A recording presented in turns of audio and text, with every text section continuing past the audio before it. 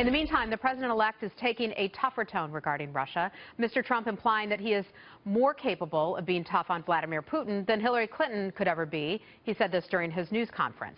Well, this as the U.S. steps up its presence in Europe as part of a deterrent against Russian aggression in that region. Kevin Corke is live from the White House. Kevin, what can you tell us about the latest move by the United States?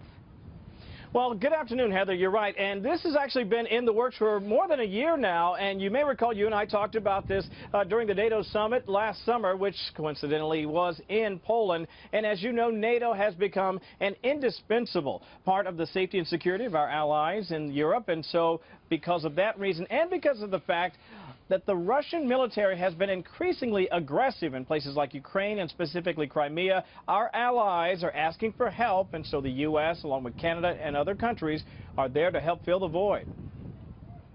This deployment is defensive in nature.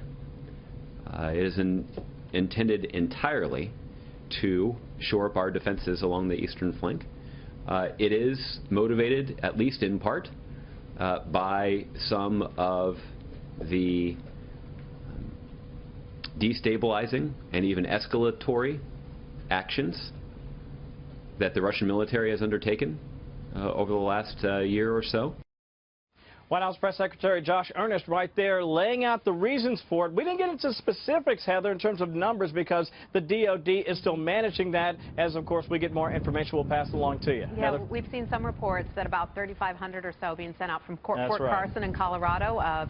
Soldiers right. from the Army headed out there to help reassure our allies in the region. Mm-hmm. Okay, so let's talk about this. The administration's take on Donald Trump's suggestion that Russia will respect the United States more with him in office. Tell us about that. Well, listen, this is super interesting for me for a couple of reasons. First of all, I think there's more to this than meets the eye. Keep this in mind. Yes, he could make that suggestion during the campaign. He actually made it specifically yesterday. But I think this is also interesting because, listen, the president-elect is also saying something about the current administration in his comments. What he's effectively saying is, look, it's good to be friends with Russia, but failing that, we're going to be tougher and they'll have a healthier amount of respect for a Trump administration than they ever did for an Obama administration. Now, as you can well imagine, I tried to push the White House on this. They're loath to sort of comment on something like this, especially as it relates to Trump tweets or Trump comments. Suffice to say, though, they bristle at the suggestion, understanding that they have had 8 years to work at this relationship and it hasn't gone well. We'll see if things will be better under President Trump. Back to you. It's an exciting time, certainly.